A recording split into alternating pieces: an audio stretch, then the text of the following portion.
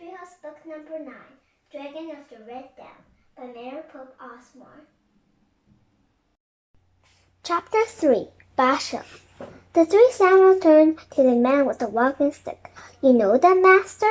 One asked. Yes, of course," the man said.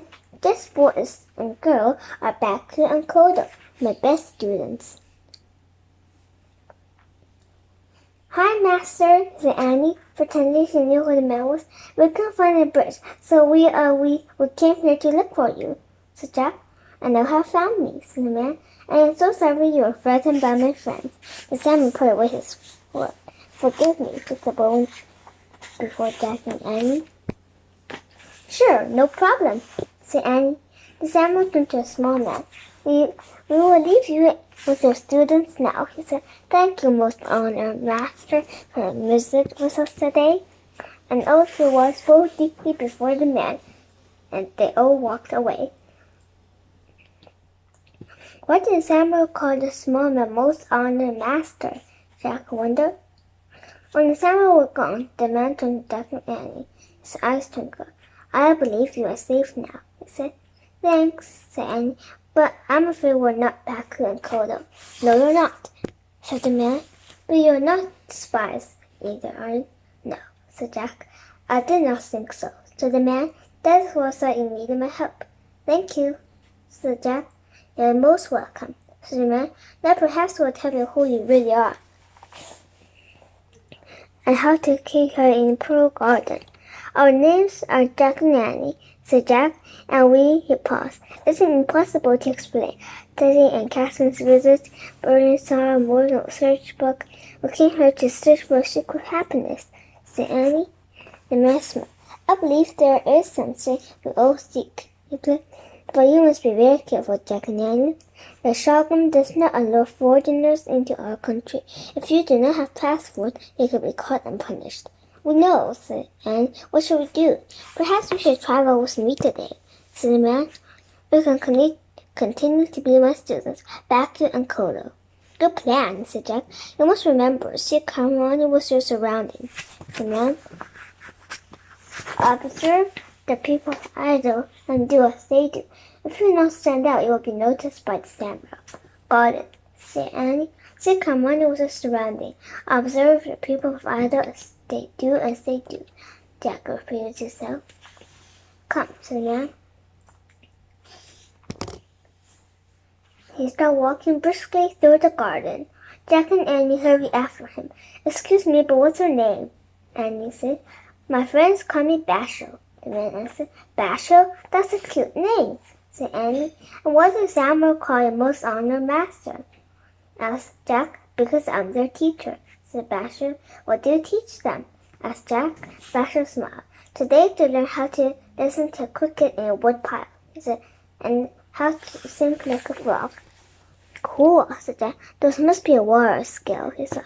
"Special ways to listen for enemy or jump around with a sword.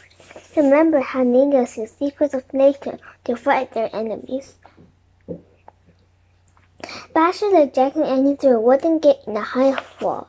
They walked over a wide stone bridge that crossed the moat. When they came to the other side of the bridge, they followed a path that led to a small dock on the river.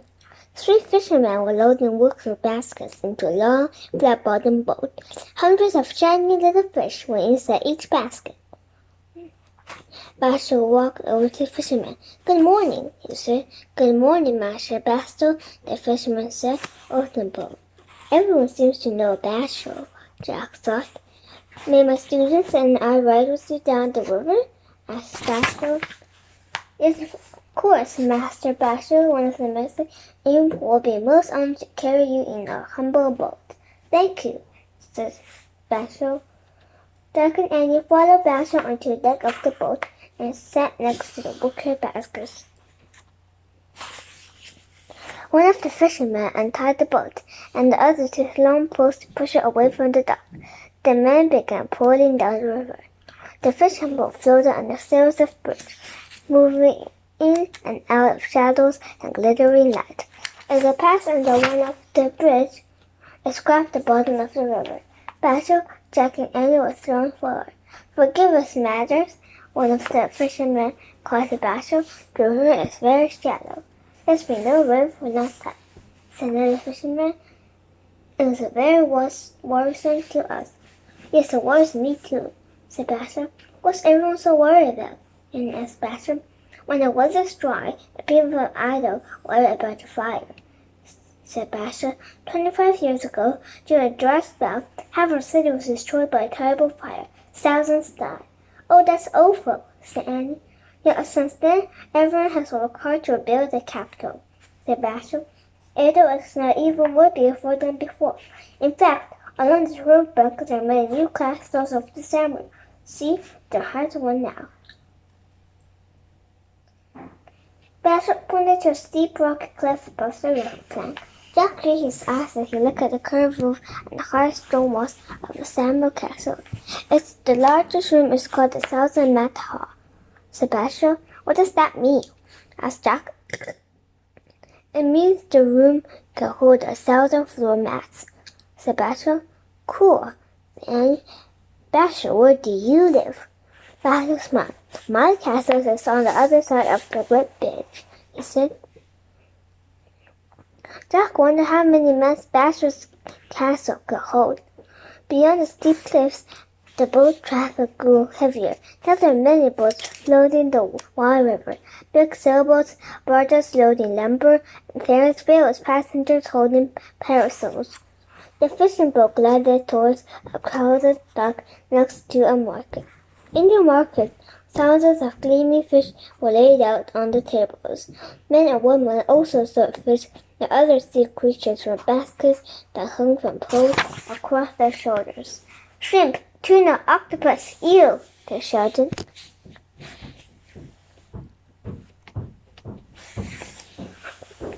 Wait for us while we deliver the fish, Sebastian said to Jack and Annie. Then we will travel farther on the river. The fisherman tied up the boat. Jack and Annie waited for the landing as Sebastian helped the crew unload the wicker baskets. Then each man put a basket on his head and started up the stone steps that led to the fish market. Oh no, said Annie. Look, she pointed towards the other side of the dock. Jack looked. He saw several samurai getting off the boat. Quick, grab a basket, he said. Jack and Annie each picked up a basket of fish. As Jack tried to lift the basket in his head, he tilted it. A couple of fish hit him on the nose as they fell to the dock. Leave them, come on, whispered Annie. Carrying the baskets on their head, Jack and Annie followed Sebastian and the fisherman up the steps and delivered the fish to a young woman at one of the tables. Jack glanced back at the river. The samurai was standing on the landing, taking someone's passport. Jack looked at Sebastian. Sebastian was watching the samurai too.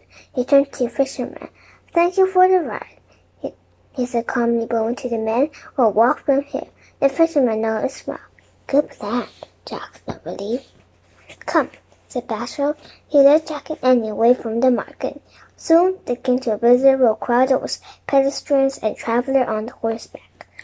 As they walked along the crowd, Jack remembered Sebastian's word. She commanded her surroundings and tried to blend it by walking at a steady pace. Keep his eyes that he worried about their mission. How will we ever find the secret of happiness? I wonder if we have to keep dodging the samurai.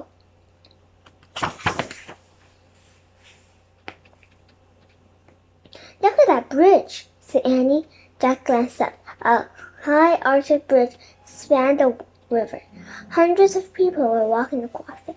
That is the Great Bridge, said Sebastian. It will lead us away from the heart of Edo to the bank of Sameda River, where I live. Great, said Jack. We hope to be safer away from the heart of Edo. Then maybe they could focus on their search for the secret. Jack, Annie, and Basil joined the crowd crossing the bridge. They walked single file close to the wooden railing. Jack stared straight ahead, careful not to look at anyone in the eye. He saw people having picnics on the other side of the bridge. Kids were flying red kites. What is that mountain? said Annie. She pointed to a snow-capped mountain looming in the distance.